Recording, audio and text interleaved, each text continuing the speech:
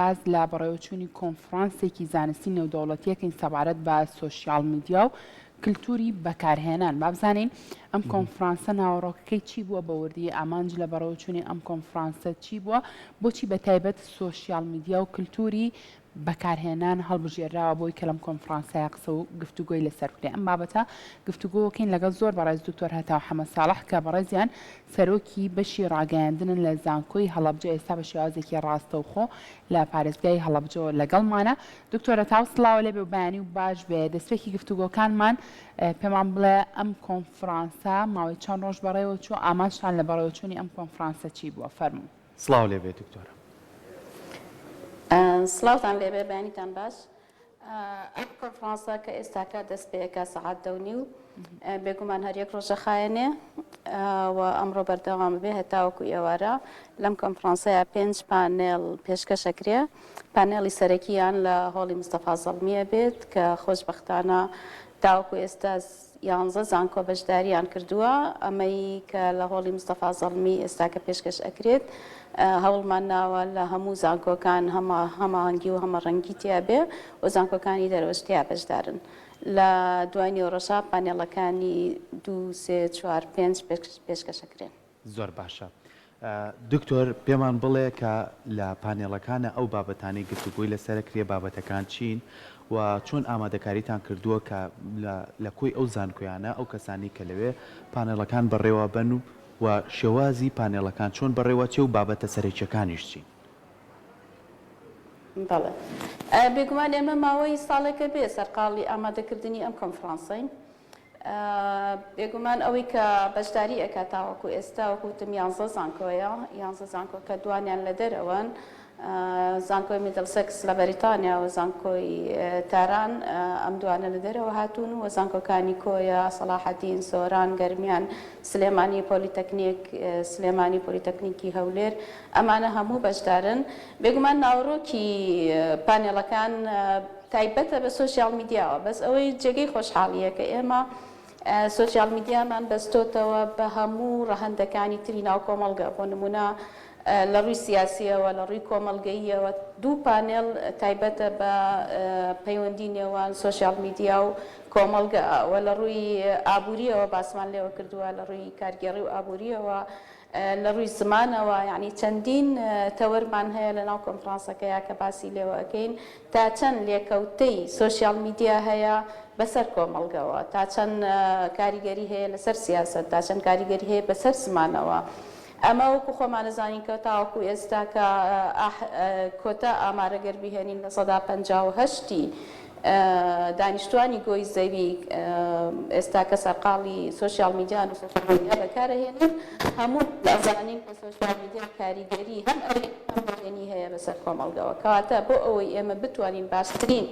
جۆر سۆشیال میدیا بەکار بهێنین و پەروەردەیەکی میدیایی و هۆشیاریەکی میدیایی لە ناو کۆمەڵگەیە بڵاوکەینەوە، پێویستەکە بە شێوەیەکی چڕ و پڕ توێژەران هەمیشە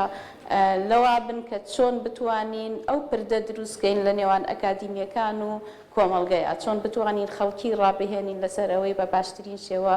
سۆشیال میدیا بەکارێن. چەندین ئەپلیکیشن هەیە کە ئێمە باسمان لێوە کردووە کە ئەمە تا چەندێک ئاسەواری نەرێنی یان ئەرێنی ئەبێ بەسەر کۆمەڵگەوە. بۆ نمونە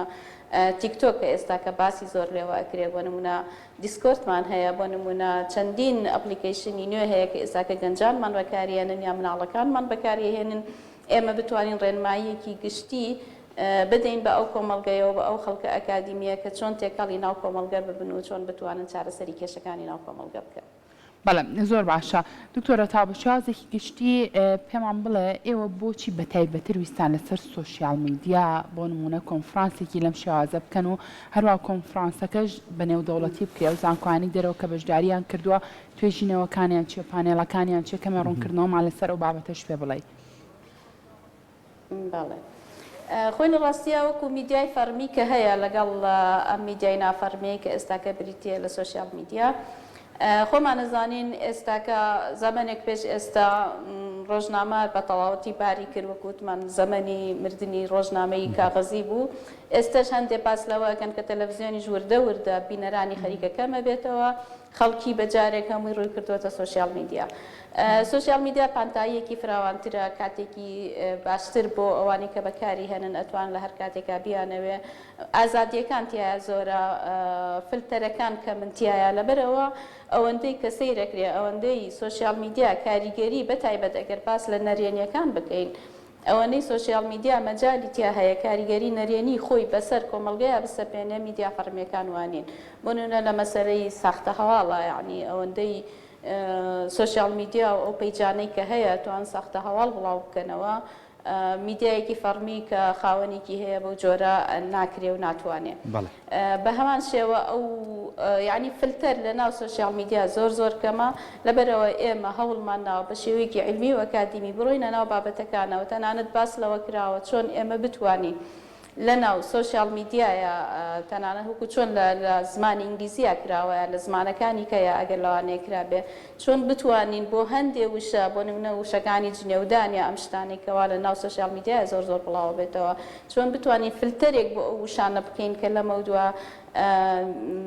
ئەو کەسی کە خاوەنی پیجێکە یا خاوەنی ئەکاونتێکە لە ناو فەیسبوک یا هەر ئەپلیکیشنێکی ناو سوۆسیال میدیا نەتوانێت بە ئارەزوی خۆی بێت و ئەو شانە کە پێشتر لە ناو چوارچێوەی ماڵێکا لەوانەیە یان لە چوارچێوەی بازاڕە خەڵکی بەکاریە نابێ، ئێستا چوەتە ناو سوۆسیال میدیا و خەڵکانێکی زۆر بیان لەو قسانە ئەبێ.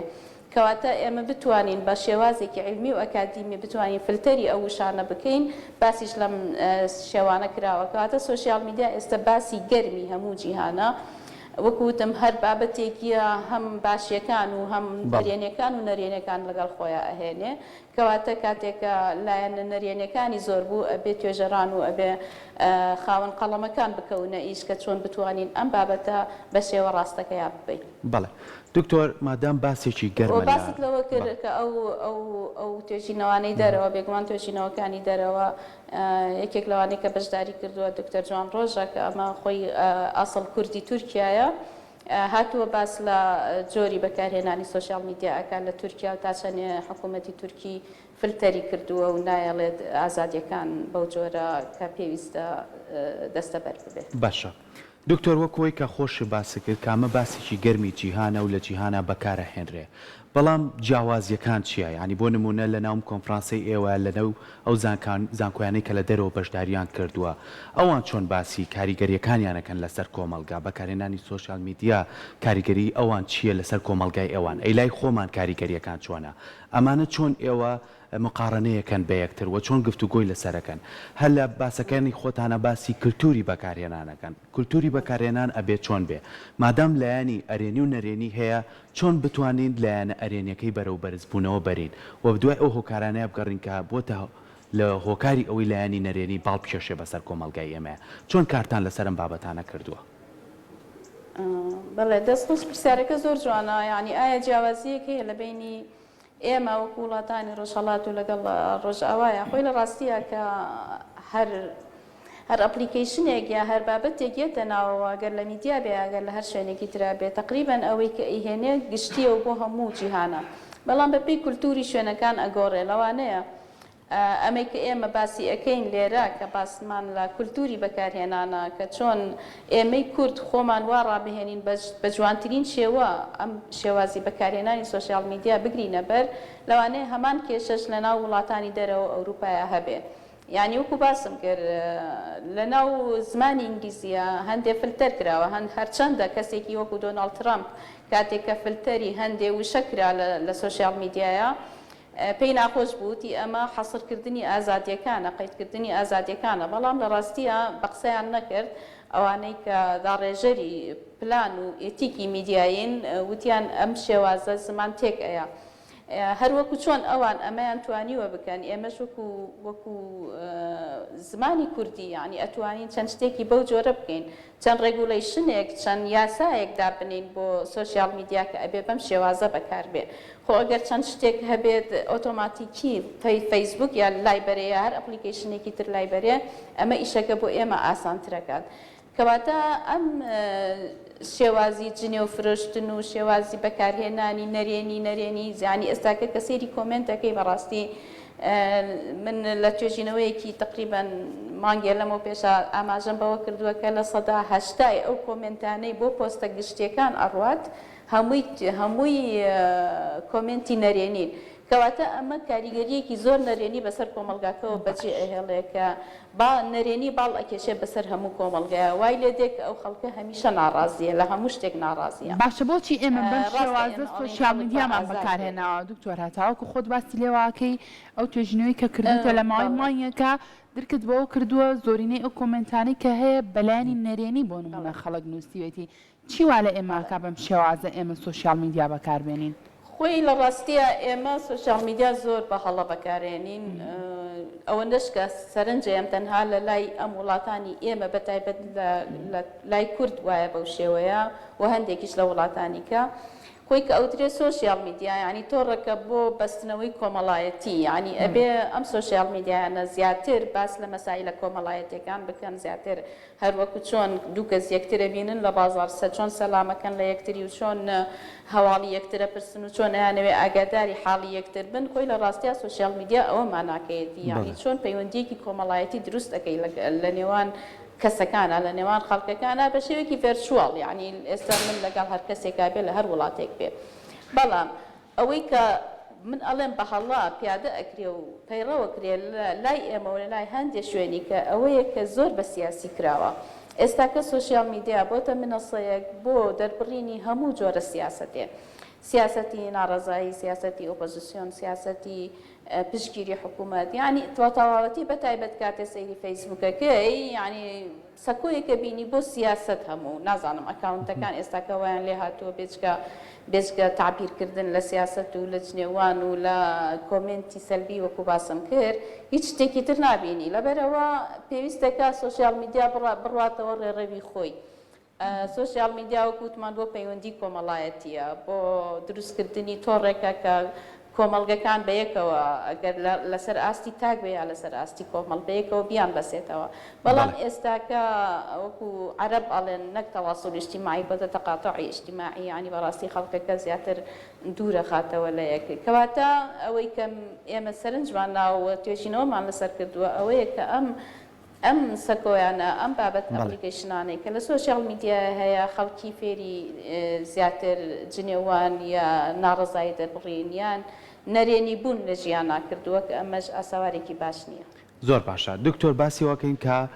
تۆڕە کۆمەڵایەتیەکان بۆ خزمەتی کۆمەلگا و مرۆڤایەتیە بۆ نزیکردنەوەی پەیوەندیەکانە بۆ گۆڕینەوەی زانست و زانیاریە بەڵام بەداخەوە لای خۆمان ڕنگدانەوەیکی هەیە ڕنگدانەوەکە جیاوازترە ئەوەی کە جێگەی داخە لە مناڵیەوە ئەمە چێتە ناو پەروەردەی مناڵەوە یعنی ئێساگە بچینە کۆمەڵێ دیاردەی سادەوە لە ناو خێزانەکانمانەوە دەست پێ بکەین کە مناڵی تایە لە لای مناڵەکانمان و مناڵەکە خۆی نازانێت چیە تۆڕە کۆمەڵایەتیەکان بەڵام فەیسبووکێکی بۆ دانراوە بەناوی ئەوە کامە لەگەڵ تەمەنیان ڕۆ لەوانەشە بە شێوازێکی نەرێنی مامەڵی لەگەڵ بکات چکە هۆشیاری نیە لەسەری کەیتر دوجارە چێتە ناوەندە ئەکادمیەکان و بەڕێستان نەتوانن توێژینەوەی لەسەرکەن ئەمە تا چەند کاریگەری خراپ بەجێ هێڵێ بەڵێ هەر لە ڕاستیە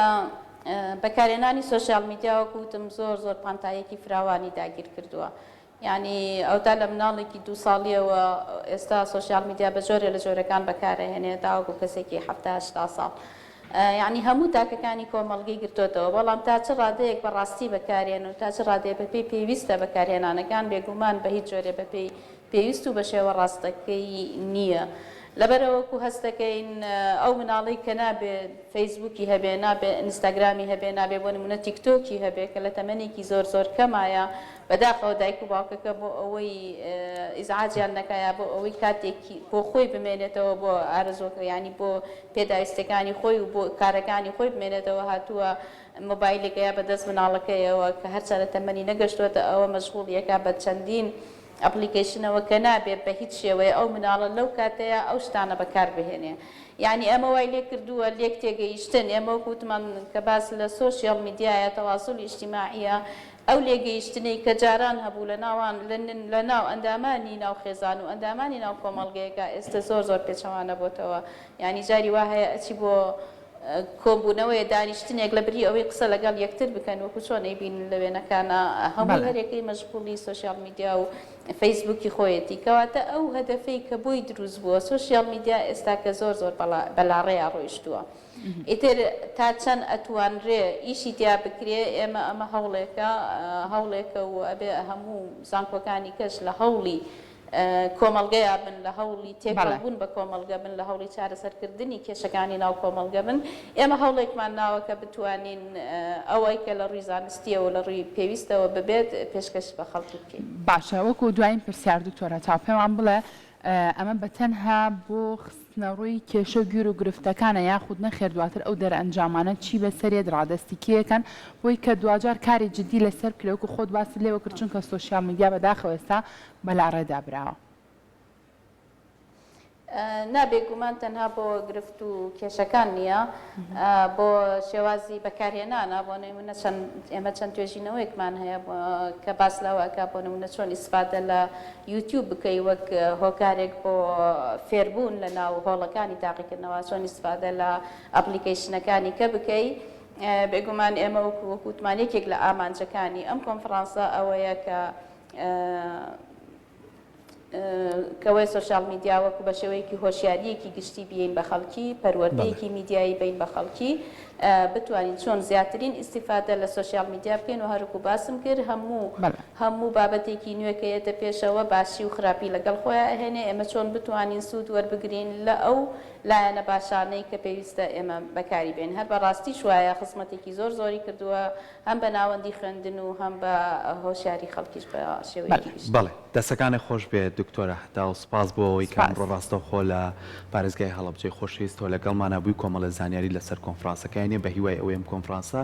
ببێتە ئەوەی کە یاسایەکی نێودەوڵەتی لەو بوارەیە پەیڕۆ بکرێت و ئێوەش ئەو توێژینانەوەی کە لە بەردەستانەیە بتوانن زیاتر گرفتەکان بدۆزنەوە و وەکاری جدی لەسەر بکرێت. دووبارە سپاس دووبارە دەستە خۆش بێت سپاس بۆی کە لەگەڵمانە بووی.